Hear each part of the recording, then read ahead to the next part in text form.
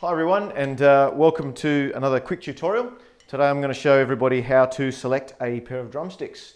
You would think this would be easy because these days they're putting these things in little cardboard wrappers like you see there. And it's very easy to just go onto the shelf and say, oh, there's my pair, and off you go.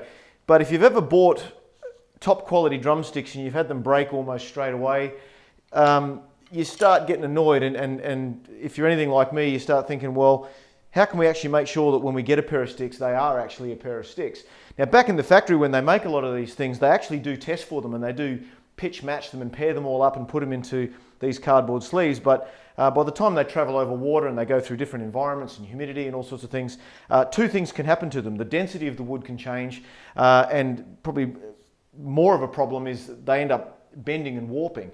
So we need to be able to check for that when we pick our sticks. So I've grabbed a selection of my sticks that I use here. I'm using the Perth SD9 drivers. And the first thing we're going to do, if you just want to come in a little bit closer, is we're going to check to make sure they're actually straight. Now, if a stick is not straight, it's really horrible to play with. When you're bouncing it off a drum, it's going to start bouncing around in all sorts of directions. It's going to be very, very hard to control, and you're not going to have a lot of fun with it. So the way we do this is we literally put it on the ground, roll it back and forth, and watch the tip. If the tip starts to wobble, then that stick obviously isn't straight. So these ones, being that I've actually paid and own these ones, these will all roll straight because I've checked for it. But it's pretty easy to see. When you go into a store, grab a whole bunch of sticks out from off the shelf, roll them along the floor, and you'll probably find one in every 3 or one in every 4 won't roll straight.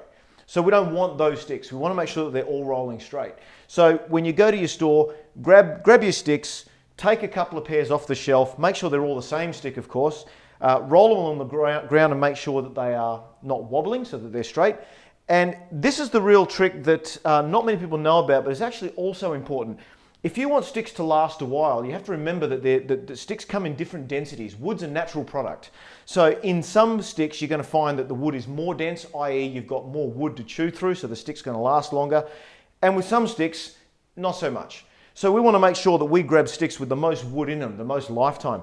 And the way we do that is we actually listen to the timbre or the tone of the stick. The higher the pitch, the better. Okay, so what I'm going to do now, and there's 2 ways to do this. You can use it on a carpeted surface. And if you come down in close once again, I'm just going to tap this on top of the carpet and you'll hear it. It gives off a tone. Another way to do that, if I roll it along the ground here, you can hear a tone coming out of it. So if I was to do that with this stick,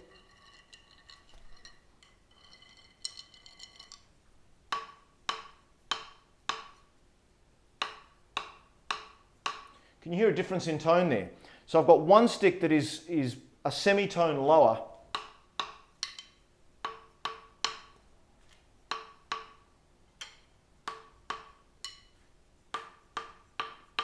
So that one's higher again. So what I'll be doing is I'll be laying these all out in order from lowest to highest.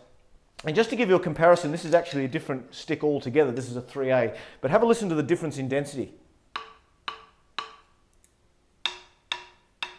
Right, completely different sound.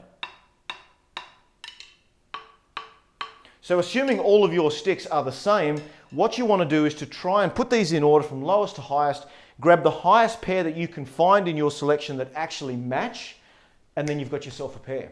So with this lot, a little bit lower. So these two are the same. So even though this stick is the highest pitch one that I've got, I don't have a mate for it. So this is the pair that I would grab, go to the counter, and you've got yourself a great pair of sticks.